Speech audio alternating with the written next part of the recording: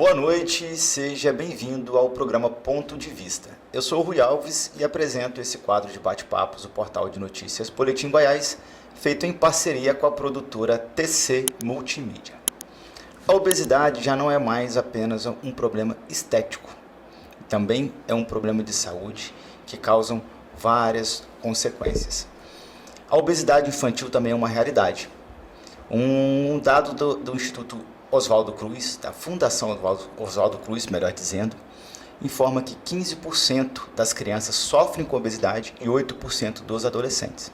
Já na fase adulta, 8 em cada 10 adolescentes se tornam adultos obesos. Então hoje nós vamos falar sobre obesidade na fase infantil, adolescência e adulta. Para bater esse papo, convidamos aqui o Dr. Tiago Becker. Doutor, boa noite e obrigado pela participação. Boa noite, Rui. Boa noite a todos que estão nos acompanhando aqui. Primeiramente, gostaria de agradecer o convite, a uma oportunidade única para falarmos de um tema muito importante que está em ascensão na nossa sociedade e que impacta a vida de todo mundo, desde crianças, jovens, adultos e, consequentemente, a família como um todo. Tá? Será uma honra poder falar um pouco sobre isso.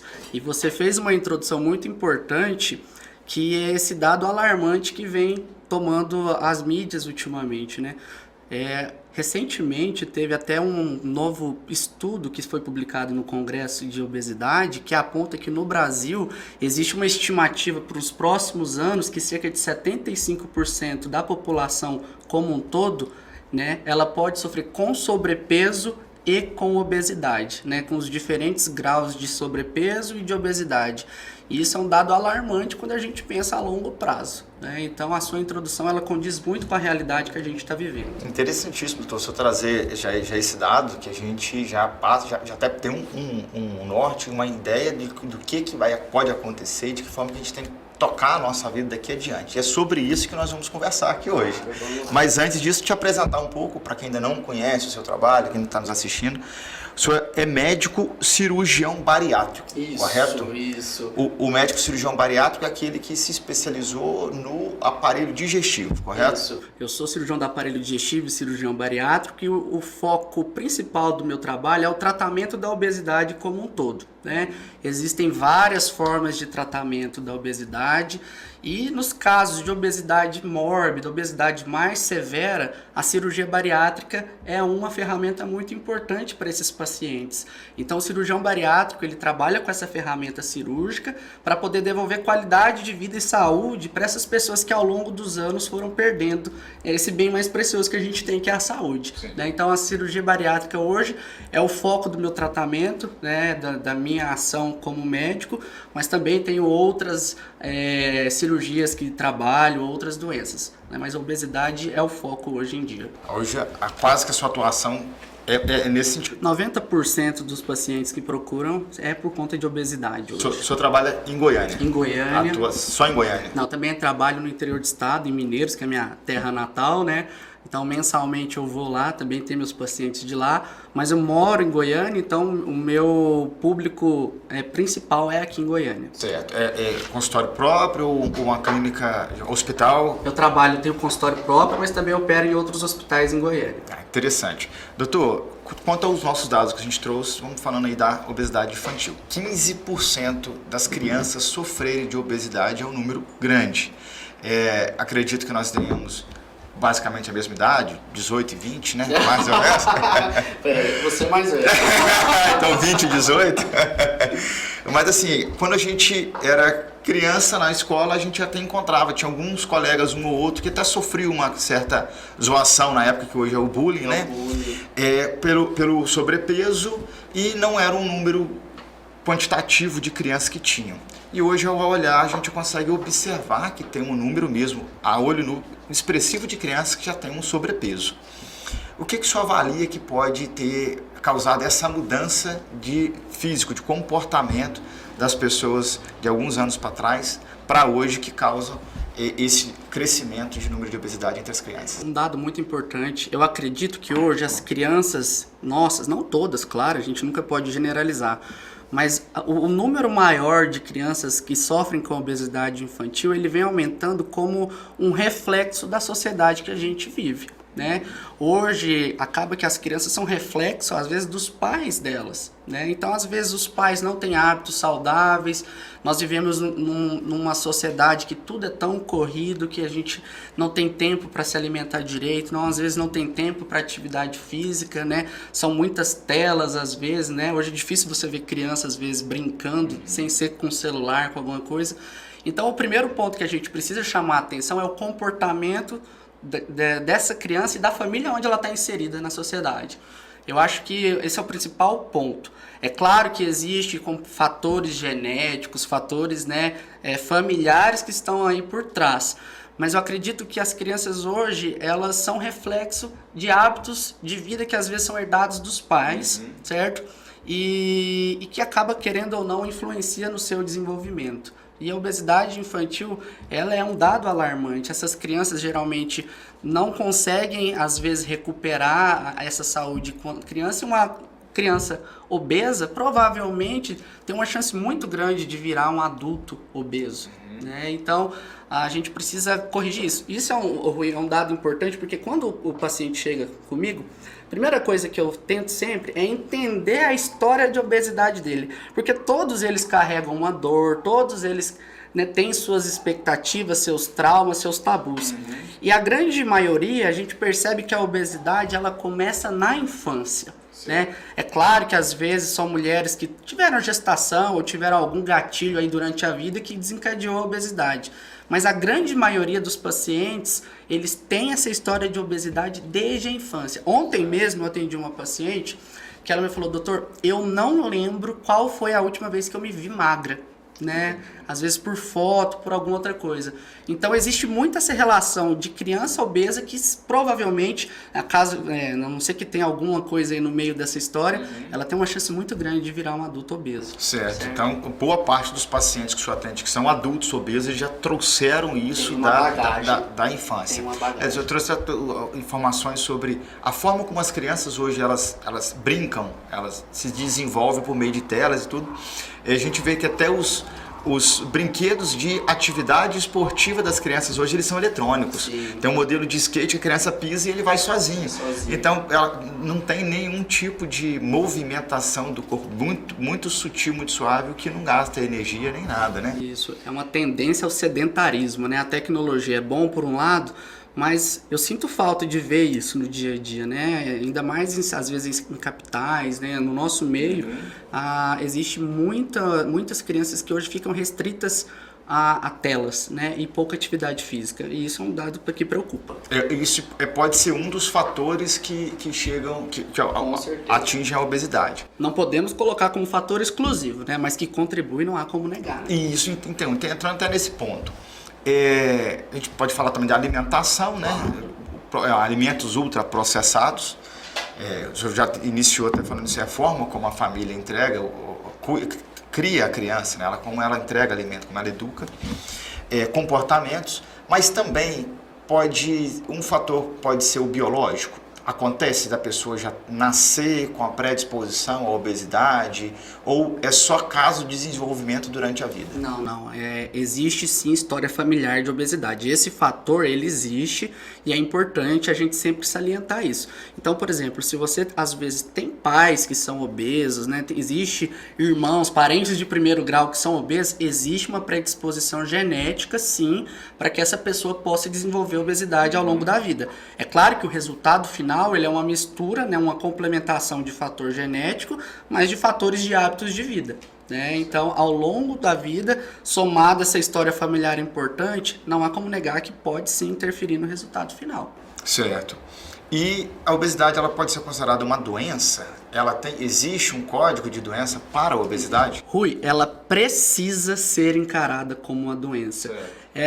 Quantas vezes, você já deve ter ouvido, quantas vezes você já pode ter se deparado com um paciente que sofre com obesidade, que fala, eu tô acima do peso, eu tô obeso, mas os meus exames estão ótimos, eu sou saudável. Esse conceito ele não pode existir.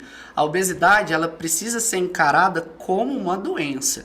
Existe um código, um CID, né, que é um código que a gente tabela como uma doença, e é uma doença crônica. Eu costumo falar, Rui, para os meus pacientes, que a obesidade é uma doença silenciosa e que nunca vai vir sozinha. Ela não vem sozinha. Ao longo da vida, ela vai ser acompanhada de outros problemas de saúde. Dentre eles hipertensão, o paciente fica com pressão alta, desenvolve diabetes, desenvolve outros problemas, até mesmo hoje infertilidade pode ser justificada por obesidade. Eu tenho até um caso sobre isso. Eu tenho uma situação sobre Sério? isso. Sério? É comum, às vezes o casal me procura, doutor Tiago, a gente tá aí, já tem mais de um ano tentando, né? E aí você observa o fator principal, às vezes, é o peso. Não precisa nem fazer bariátrica, às vezes só de você perder peso com a dieta, com a atividade física, esse paciente aumenta, esse casal fica mais fértil. Certo. Então é um dado importante. Não, e assim, eu vou contar pessoal, então, a minha esposa, apesar de que ela nunca teve sobrepeso, ela é pequena, mas ela estava com chegando num peso mais limite, não, e nem estava acima. E procurando, tendo dificuldade de engravidar, procurando o especialista, ele falou, primeira coisa, muda a alimentação e perde alguns poucos quilos. Ela perdeu os quilos e veio o nosso bebê. Então, de fato, coisa pequena, e uma pessoa que, olhando aparentemente, você não ia pensar que ela poderia estar nem um pouquinho acima do peso, o que não estava. Mas a questão da mudança da alimentação e a perda do peso já alterou quanto à fertilidade, a fertilidade dela. E tem gente, o que eu achei interessante que o senhor falou, esse ponto da pessoa falar assim, eu sou gordinho, mas meus exames estão bons. Eu queria a gente pontuar um pouquinho mais sobre isso. O que o senhor orienta nesse caso? Porque a pessoa vai lá e faz os exames, está tudo certo. Então, eu posso pensar em emagrecer um pouco para ter uma mobilidade, para ter um conforto melhor, mas a pessoa, às vezes, se ela não achar que tem uma doença, ela não vai resolver, ela não vai querer diminuir o peso. Sim. E aí, consequentemente, virão outras doenças, terão as consequências mais à frente, é isso? Isso. O que o senhor orienta essa pessoa? Como é que ela deve se enxergar de fato? Eu acho que a primeira coisa nós precisamos fazer é conscientizar. É o que o seu programa está fazendo hoje, que é conscientizar pessoas. Obrigado. Esse é o ponto muito importante. Então nós precisamos conscientizar que só pelo fato de você estar com obesidade já é considerado uma doença. Certo? Não é porque às vezes os seus exames estão normais que não significa que está tudo ok. Na verdade, não está tudo ok, tá? Hoje a obesidade é uma doença inflamatória. O paciente obeso, ele é inflamado. E isso daí é que traz todo esse estresse oxidativo que a gente fala, é o que traz ao longo prazo o desenvolvimento de outros problemas. Existe estudo que mostra que há uma redução na expectativa de vida de 9 anos do paciente obeso comparado com uma pessoa que está no peso ideal, né? Por quê? Porque o desfecho geralmente é negativo, geralmente ele tem um risco maior de infartar mais cedo, de ter um derrame ou às vezes de ter alguma complicação de alguma doença crônica, principalmente o diabetes, certo? Então nós precisamos, primeira coisa, é conscientizar as pessoas de que a obesidade é uma doença que precisa de tratamento. E o tratamento, ele sempre vai começar com mudança de hábito de vida, de abandonar vícios, de mudar o sedentarismo, de praticar atividade física, certo? E caso isso não seja suficiente, aí sim nós vamos incrementando aí esse tratamento, certo? Mas é muito importante saber que não é normal, né, estar com obesidade, né? Nós precisamos conscientizar as pessoas. E isso é um dado importante porque, às vezes, vamos combinar, o homem ele é mais difícil de procurar a ajuda médica do que a mulher. Certo. Então, se o homem, às vezes, faz um exame e vê que está tudo normal, entre aspas, existe uma tendência dele a procrastinar mais ainda a busca pelo tratamento. Né? A mulher, ela já tem uma preocupação um pouco maior, então até então isso reflete no dia a dia. A maioria das pacientes que procuram são de sexo feminino. E existe um outro detalhe que é o seguinte, como o homem tem uma tendência a deixar as coisas ir ao além, às vezes eles são os que têm mais índices de obesidade mais avançados, entendeu? Certo. E às vezes quando ele procura ajuda, já tem um quadro mais descompensado, já tem várias comorbidades associadas. Ou seja, os homens, eles inclusive aumentam o índice de complicações por causa da obesidade, inclusive, e de óbitos também. Com certeza. Muito mais homens, então, morrem por obesidade ou por alguma uma complicação causado pela obesidade do que as mulheres. Né? Existe uma tendência, né? Cientificamente falando. Até pela nossa... por sermos relapso contra a nossa saúde, né, doutor? Existe uma tendência, infelizmente. A gente tem aqui também o dado que então, um adolescente ele tem uma redução, em números, na verdade, tem uma redução de adolescentes com obesidade. Então isso vem até de encontro com o que o senhor já nos explicou, por uma mudança talvez de comportamento, né? Da criança ou do adolescente a começar a ter uma outra vida um pouco diferente daquilo que está dentro de casa e aí muda. O adulto entrando um pouco mais, aprofundando um pouco mais na obesidade para o adulto. O adulto ao buscar tratamento. Qual é a orientação que o senhor passa de imediato? Estamos falando de uma pessoa em sobrepeso e as pessoas com obesidade mórbida, né? Que é uma obesidade mais exagerada. Qual que é o tratamento que o senhor já indica inicialmente para um adulto que quer tentar tratar não pela cirurgia bariátrica? Certo. Então, todo paciente que chega, a primeira coisa a gente precisa identificar onde está a falha, né? Se é excesso de trabalho, se é algum problema emocional, psicológico que está gerando uma compulsão, se são maus hábitos alimentares. Então a gente precisa primeiro identificar, fazer um diagnóstico desse paciente.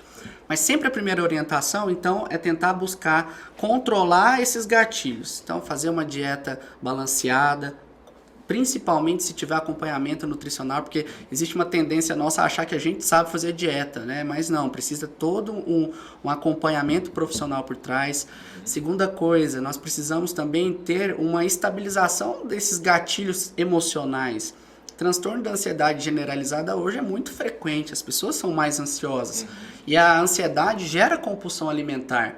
Então, nós também precisamos tentar controlar a ansiedade do paciente. Geralmente, uma forma de controlar é na atividade física, né? A atividade física tem que ser uma válvula de escape para esses pacientes. Aqueles pacientes que não têm resposta com essa conduta conservadora, a gente pode acrescentar algum tratamento medicamentoso. Seja no controle emocional, às vezes com alguma medicação controlada, ou até mesmo medicações que vão diminuir o apetite, que vão às vezes tentar otimizar o gasto energético desse paciente. E aí, em caso de pacientes que não têm resolução com essas terapias até então, existem as terapias mais invasivas, que vão desde um balão intragástrico, que vão até mesmo até o ponto da cirurgia, né? Certo. Interessante eu falar isso aqui para trazer um pouco mais do trabalho que o senhor desenvolve. Às vezes a pessoa ela pode pensar em não procurar um cirurgião, um especialista, no caso médico, um cirurgião bariátrico, pensando que a única alternativa que o senhor vai passar é vamos para a mesa de cirurgia. Não é assim. Não é assim. Não é assim. Tem, primeiro, como que é feita essa avaliação, como é que o senhor faz essa avaliação do paciente, a identificar que ele é um paciente que dá para tratar com outras formas, menos evasivas, até o ponto de chegar à cirurgia bariátrica. Isso é uma questão muito comum, é uma dúvida muito comum de quem sofre com esse problema. Então, assim, quando indicaram a cirurgia, né? Qual é o ponto de perceber, você é um paciente que tem indicação para cirurgia ou você não tem indicação? Então, nós levamos em consideração na consulta, né? A primeira consulta ela é muito importante por conta dessa avaliação individual. Não dá para generalizar. Então, eu preciso levar em consideração a história de obesidade do paciente, né? Se existe fator familiar, genético, quais são as terapias que atendem, os tratamentos que ele já fez ao longo da vida, se teve sucesso, se não teve sucesso, se teve reganho ou não, certo? Mas, teoricamente, na prática, o que a gente leva em consideração? A primeira coisa que eu levo em consideração é um cálculo que é o IMC, que é o Índice de Massa Corporal, que é um cálculo que nós fazemos uma estimativa do peso ideal do paciente, baseado no peso e na altura desse paciente. E então, baseado nesse IMC, existem diretrizes que são estabelecidas pelo Conselho Federal de Medicina e a partir de determinado valor desse IMC, eu posso indicar, esse paciente pode ser um candidato à cirurgia bariátrica. São pacientes que têm um IMC acima de 40, hoje o IMC normal, só para você ter noção, é até 25. A conta como é que é feito isso do IMC? Você pega o seu peso e divide pela sua altura. Certo. Esse resultado você vai dividir de novo pela sua altura. Entendi. Certo? Então você divide 2 vezes pela sua altura. Então o IMC normal é até 25. Okay. Quando você tem um IMC de 25 até 29,9, esse paciente está com sobrepeso, certo? A partir de 30 até 34,9, esse paciente tem obesidade grau 1, que a gente fala, que é obesidade leve, certo? A partir de 35 até 39,9 é obesidade grau 2 e acima de 40 é obesidade grau 3, que é a mórbida que a gente fala, certo? Então, hoje a gente indica cirurgia bariátrica para pacientes que têm obesidade grau 3, ou seja, IMC acima de 40, independente dos problemas de saúde que ele tem, só pelo próprio peso dele, certo? Que é mórbido. Ou então para os pacientes que têm obesidade grau 2, que são pacientes que têm IMC acima de 35. Mas aí, nesse caso, o paciente precisa ter pelo menos uma comorbidade. O que é comorbidade? É uma doença que está associada à obesidade e que, se eu tratar a obesidade, eu consigo controlar aquele problema de saúde associado. Pressão alta, diabetes, gordura no fígado, né? Até mesmo a apneia do sono, tá? Então, existe 25 doenças que se encaixam como comorbidades. Relacionadas à obesidade. Então, se o paciente tem IMC acima de 35 e alguma dessas comorbidades, ele pode ser um candidato. Qual que é o outro fator que eu preciso avaliar? Não é porque às vezes você tem o peso e tem o problema de saúde, você pode operar, não é assim. O paciente ele tem que ter tido falha no tratamento conservador nos últimos 2 anos. Pelo menos nos últimos 2 anos está documentado que ele fez dieta, que ele fez acompanhamento psicológico, psiquiátrico, que ele usou medicação, que às vezes ele fez balão e mesmo assim ele não teve sucesso, aí sim esse paciente pode ser um candidato à cirurgia. Mesmo que desses 2 anos fazendo esses outros tipos de tratamento ele já tivesse apresentado alguma comorbidade, ainda, se ele chegou pela primeira consulta nunca fez nenhum tipo de tratamento com uma comorbidade, ainda assim é indicado um tratamento alternativo à bariátrica? Existe a possibilidade de indicar um tratamento alternativo. Ela não precisa ser necessariamente a primeira ferramenta para o tratamento desse paciente, entendeu? E existe um outro caso que às vezes, por exemplo, o paciente ele tem um critério, já foi obeso, ele perdeu um pouco de peso, às vezes ele não está com critério matemático, mas a gente considera o primeiro episódio que ele foi avaliado e que teve o IMC de obesidade, entendeu? Certo. Então, às vezes ele tá com critério, às vezes ele perde um pouco de peso, mas ele fica naquele famoso efeito sanfona, ele perde, ganha, certo, e nunca consegue estabilizar o peso. Então, também é uma coisa que nós avaliamos. Por isso, Rui, que é importante a consulta médica. Eu recebo muita pergunta, às vezes até mesmo pela rede social, o paciente fala, doutor, peso tanto, tenho tanta altura, posso operar? Não é assim que funciona. Certo. A avaliação médica, ela sempre vai ser exigida. Não existe isso. Tá? E essa avaliação é feita de forma apenas clínica ou por meio de exames também? Ótima pergunta, Rui. É feita a partir de avaliação clínica e com exames complementares. Eu falo que o pré-operatório, né, essa avaliação, ela é tão minuciosa, mas é ela que garante a segurança de todo o processo, certo? Então eu solicito exames laboratoriais para conhecer. Não tem como eu conhecer o paciente só conversando com ele. Eu preciso de parâmetros laboratoriais, ver quais são as doenças que às vezes você tem e você às vezes nem sabe, certo? E através de exames laboratoriais e de exames de imagem, para conhecer possíveis comorbidades que possam estar ali escondidas atrás ali dessa história clínica, né? Então a avaliação ela é feita com a avaliação médica clínica e com os exames complementares. Para a gente entender um pouquinho da complexidade desse acompanhamento com o paciente. Claro que é uma pergunta meio subjetiva, mas em que média de acompanhamento que o senhor faz com o paciente até que ele seja indicado a uma cirurgia bariátrica, fazendo os exames, acompanhando e entendendo que o caso dele é um caso cirúrgico? Certo. Essa pergunta ela é um pouco aberta porque depende muito do meu paciente, entendeu? Então existem pessoas que estão focadas, decididas e vão correr atrás dos objetivos, das metas que ela tem que fazer, né? Então, como ela tem que correr atrás dos exames, fazer todo o pré-operatório, e não só isso.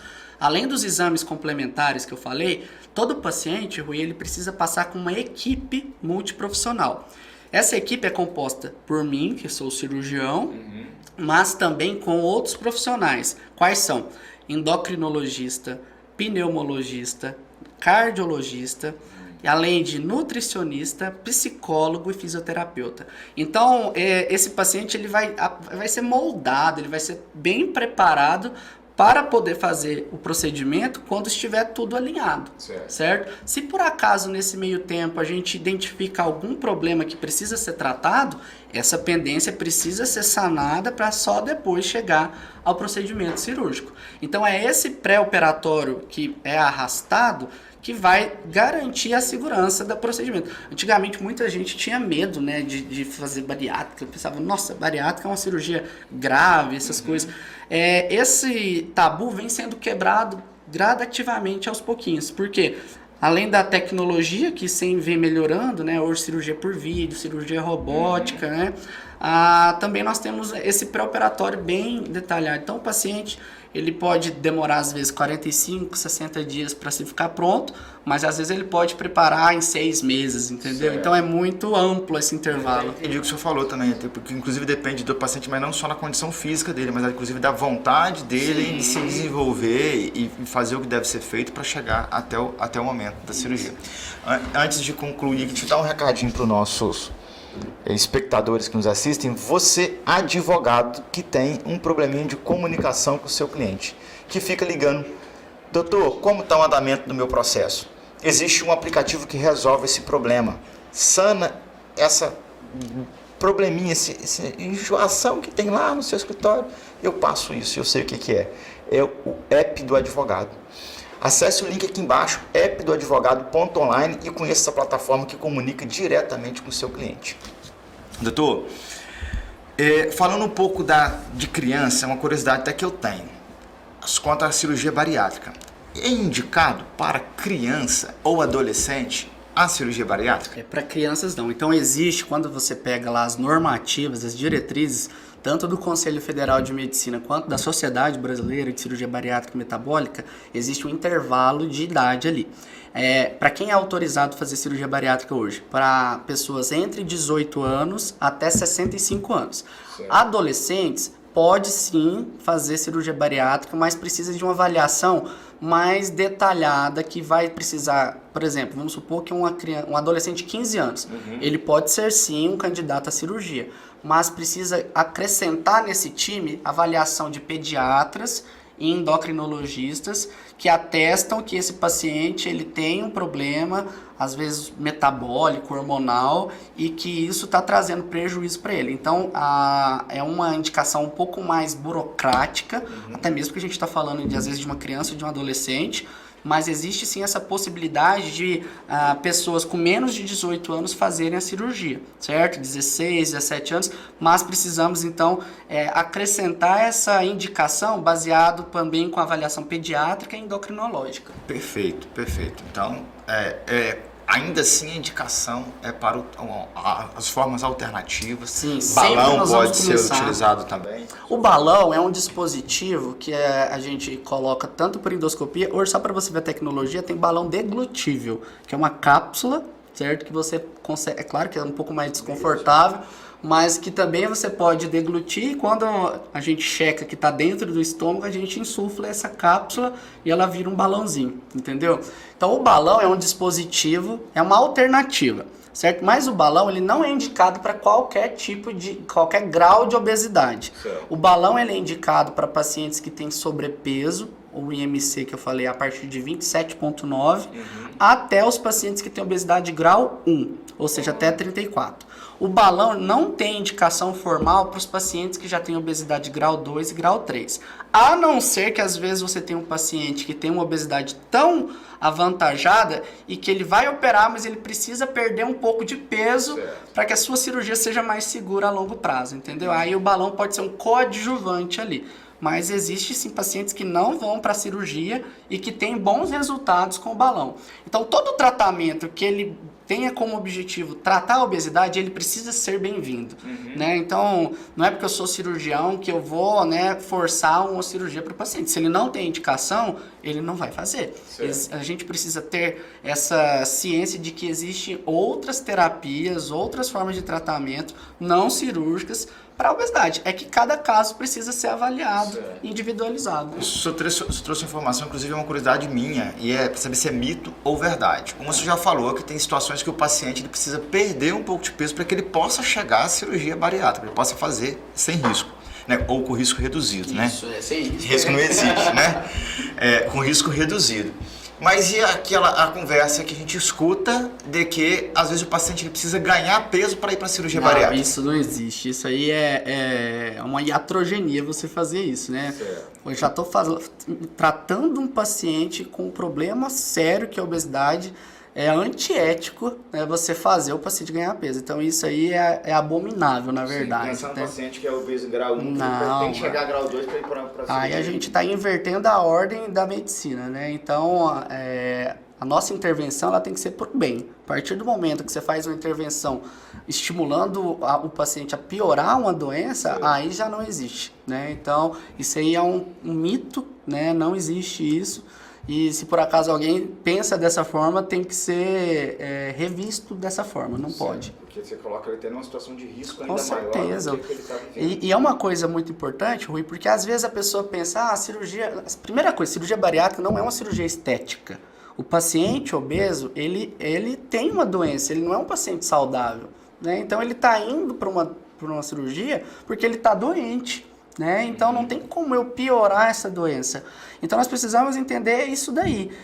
O paciente ele está em busca de qualidade de vida. Mas uma coisa que a gente nem conversou, mas eu quero citar aqui, é o seguinte: só a cirurgia ou qualquer outra forma de tratamento sozinho, ele nunca vai trazer resultado a longo prazo positivo. É fundamental que o paciente que vá fazer ou cirurgia, ou balão, ou o que for, né? Hoje em dia tem o Ozempic, tem medicações, né?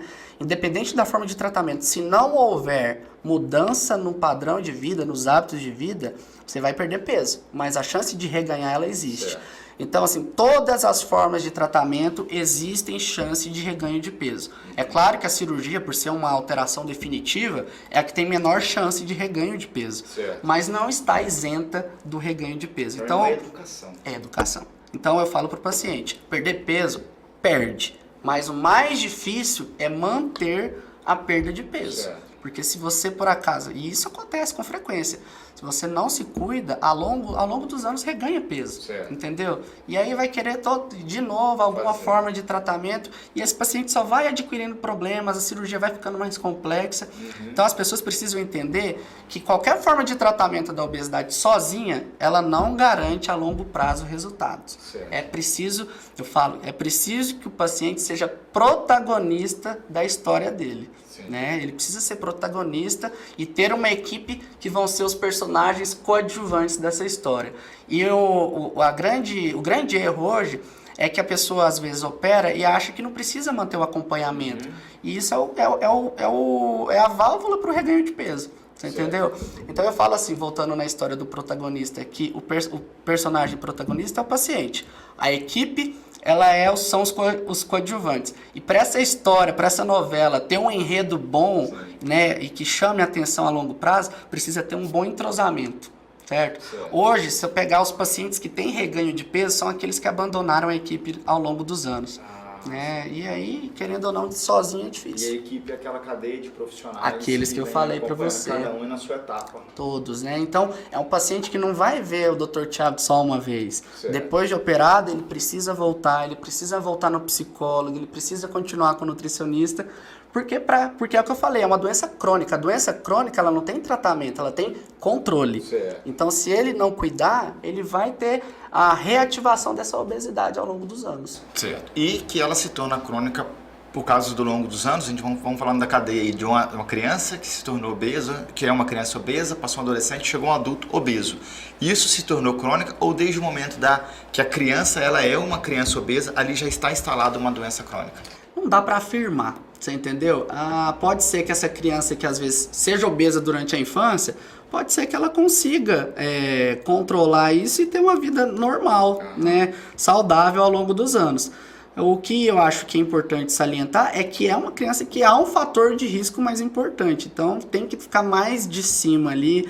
E esse é o papel dos pais hoje, né? Porque hoje a criança come o que tem em casa. Ela não vai lá e compra, né? São os pais que compram. Então se às vezes não tem em casa, não vai comer. Mas se tem em casa é uma facilidade para ele, né? Então eu acho que o principal papel também, falando de crianças, são dos pais. Os pais precisam ter consciência que eles são os responsáveis por a saúde do filho agora, mas principalmente lá na frente. Doutor Tiago, e a pergunta mais pessoal, eu gostaria de saber o porquê que o senhor escolheu atuar nessa área do aparelho digestivo e especificamente quanto à obesidade. Essa é uma coisa que veio de uma característica pessoal minha. Eu sou muito resolutivo. Não gosto de, às vezes, ficar demorando muito para tomar uma conduta, né?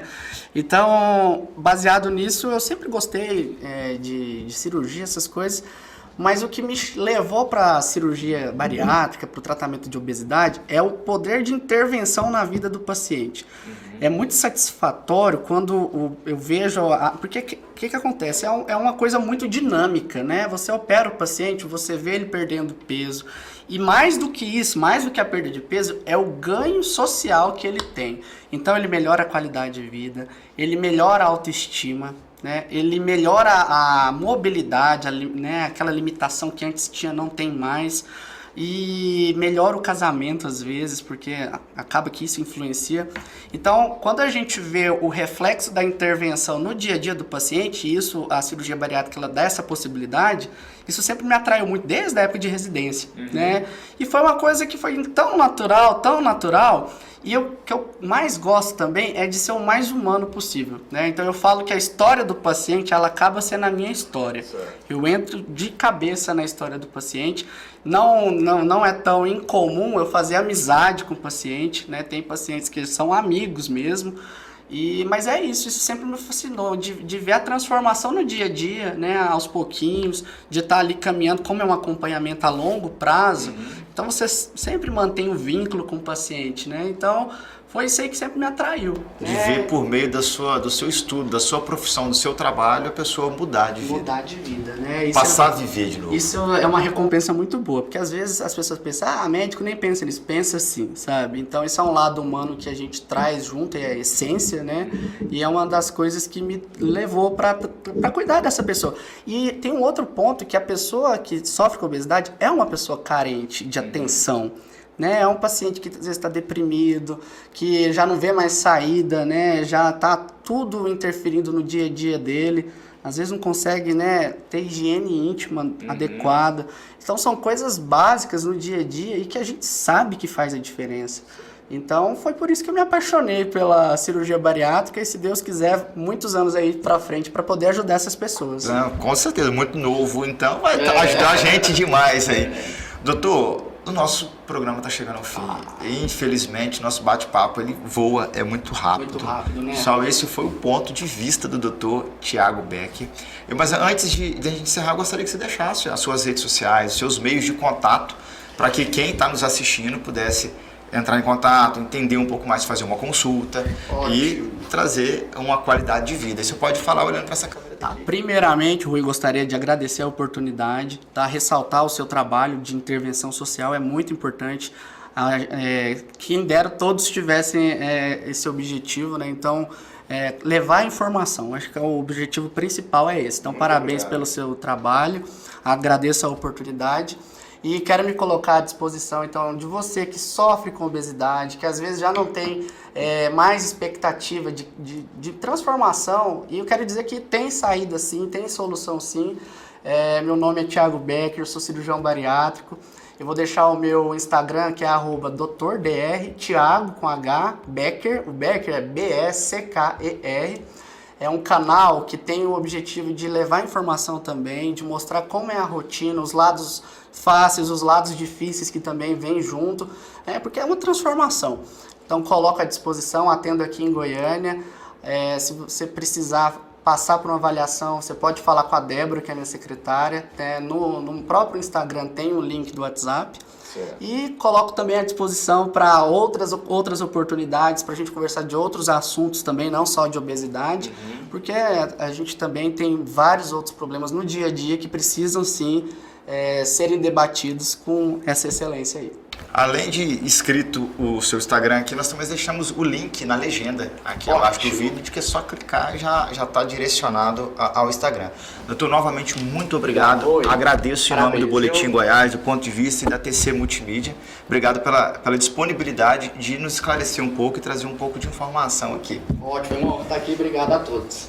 Então, você que nos assiste também, muito obrigado pela sua audiência. Deixar aqui um abraço para o nosso produtor Lucimar, da TC Multimídia. Já siga aqui as redes sociais da produtora, @TC Multimídia.